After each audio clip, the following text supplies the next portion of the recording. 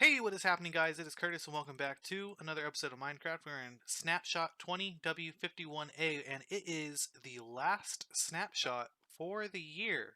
So we're approaching the end of 2020, and so for this next week and the week after, we will not be receiving a snapshot. But in this latest one, we have a couple new things introduced and some feature changes. It's going to be really, really interesting. So the first thing that I'm definitely going to mention right away is that we now have the Axolotl mob. It is only in creative right now, but you can either make it through the spawn egg or through the bucket of Axolotl. And they come in 5 different variations. So we have the brown one, the yellow one, this very light blue one, and the pink one, which are all the common axolotl types. And we have one rare type, this little purple and orange one. Kind of reminds me of Mudkip from Pokemon. But the other 4 are common. This 5th one is a rare, so keep that in mind. And so you can pick them up with a bucket. But I believe there is a bug, so if I were to, I'm going to hop into survival real quick and show you that. So if I pick up, I'm going to pick up this pink one right here, okay? Or I'm going to try to if I can get up to it. Maybe the brown one. Hello? Please? Please get in the bucket. It doesn't look like he's going to let us get in the bucket. Interesting, so I can't really pick him up, it doesn't look like. Maybe it has to have water in it? There we go. Okay, so I picked up the brown axolotl. I believe if I put it back down, it should change. Yes, so it's now a yellow one, which is weird. I don't know if it's random chance or what. Yeah, so I guess it's random. So they're not the color you picked up. Now what I like that the axolotls do is they actually make tropical fish more useful. You can't cook tropical fish. It's just not able to be done with the furnace setup. But now we can actually put them to use. They actually like the tropical fish, and they will actually come towards you because that is what they want to eat. So to get them to breed, we can actually do the same thing. We use a tropical fish, hit these 2 right here with it, and the neat thing about them is that they will have the properties of their parents. So if there's a yellow one and a rare one right here, it's either going to be the rare or the yellow one. However, you have to stop holding the fish for them to actually start breeding with each other. And there's no hearts until the very end of this process. So at first it looks like they're just staying stationary. But they are breeding, definitely. And there we go. And as you can see, we got another rare one right there. And we could do the same thing with the bucket of fish, which I thought was interesting. We just tap them with the bucket of fish. So you're going to need 2 buckets of fish, or tropical fish, for it to work. And then as you can see, they're staying stationary now. They will produce another axolotl baby. And the babies are actually really cute. They're very tiny, and I really like them a whole lot. Let's see, we should get a brown one because we have 2 brown axolotls here.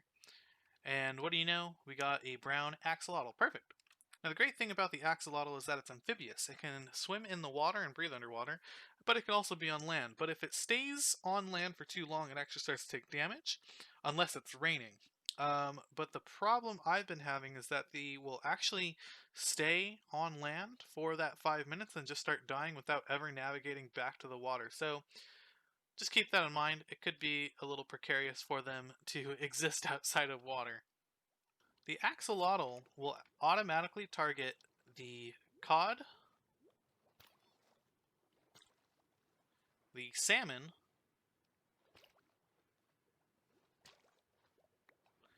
the tropical fish, squid,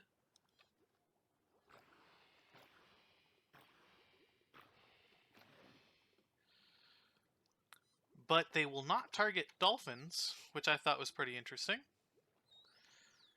They will not automatically target drowned guardians or elder guardians. However, if I hold a fish, they will. So there's a drowned right here. The drowned will actually go after them, but unless I'm holding the fish, they will not target the drowned. But as you can see, I'm holding the fish, they're going after it. There we go.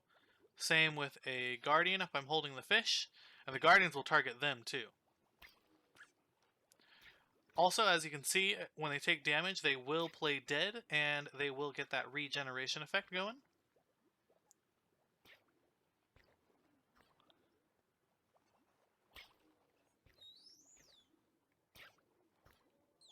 Perfect. And then, of course, with the Elder Guardian as well.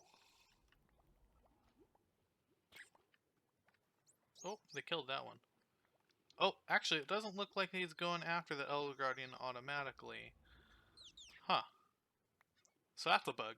The Axolotl is also supposedly supposed to give you the regeneration effect and remove mining fatigue if you kill a mob that has attacked one of them, or you kill a mob that they are currently attacking. Unfortunately, though, I think this is not working. I found the bug earlier today, and I saw it on the Minecraft bug reports that that is a current issue with the axolotls.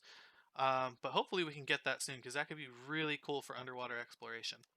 The next thing I want to mention is that Shulkers and Bundles will now drop items when they're destroyed. So when I first read this, I thought that meant when I destroy Shulker, all the items are going to come out. And I thought, wow, that really defeats the purpose. But no, what it actually is entailing is that if I were to light a fire and I throw an item in, all those items get sent out, like so. So the Shulker box is destroyed, but not the items in it. Now I think this was introduced because there was a bug where netherite inside of a Shulker was actually being destroyed. So let me show you real quick. So we got another one right here. All those items break. That's fine. All those items should burn up in fire. No problem. But here we have the bundle. I have 6 cobblestone, I have 54 netherite ingots, and 4 netherite blocks. And if I were to throw this bundle in here, you know, normally netherite, it shouldn't burn. It doesn't burn in lava, it doesn't burn in fire. But if I were to throw this in here, now the bundle will explode and all the items will come out. Anything that can burn will burn, etc. So we still have our 54 netherite ingots and 4 netherite blocks. However, the cobblestone burned up in the fire. Now, like I said, this is from a bug that caused netherite to burn up with the bundle or with the shulker boxes, and so they didn't want that still in the game because, you know, netherite's supposed to be unburnable. The next thing I want to go over is that the Skulk sensor no longer detects when eating starts, however it continues to detect if eating finished, like so. And they just thought that this was inconsistent because we can start eating and then just stop before we even finish eating. And so they just wanted to make sure that we only get the vibration when the action actually finishes, like so. Another thing, Skulk sensors, they've been able to be waterlogged for some time, but because of that, now we can get silent Skulk sensing, which is pretty good. And this actually led me to the discovery that you can have a Skulk sensor, a block, and then a comparator, and it still takes in that value, which I think is pretty interesting. But as you can see, we can do our action, and it detects without making the noise like it does over here, with the vibration sound. And an interesting thing that I discovered today while doing some testing is that if you have a Skulk sensor, a block, a comparator, and whatever it is you want to power, if you activate the Skulk sensor and destroy it, this will actually stay on, regardless of what vibrations are being sent around or any of that. However, if I were to update this block, for example, if I broke this, of course it turns off. If I were to maybe get some grass and do that same thing, so we do this, we'll grab our Skulk sensor, we'll send this off. So we have our grass block. If I were to turn this into farmland, this would update and it would turn off, like so. But anyway guys, that is it. I know this video is a lot shorter, but there wasn't a whole lot of changes to be made other than the introduction of the Axolotl and the waterlog changes of the Skulk sensor. But thank you guys so much for watching. Remember, if you're not already subscribed, please consider subscribing and clicking that notification bell to get notified when I upload a video. And if you're not following already, you can follow me on Twitter or Instagram and support me on Patreon, all at Curtis Does a Dig. Thank you guys so much for watching. This is the last snapshot video for the year.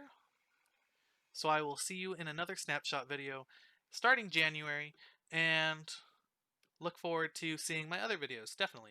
Have a good one!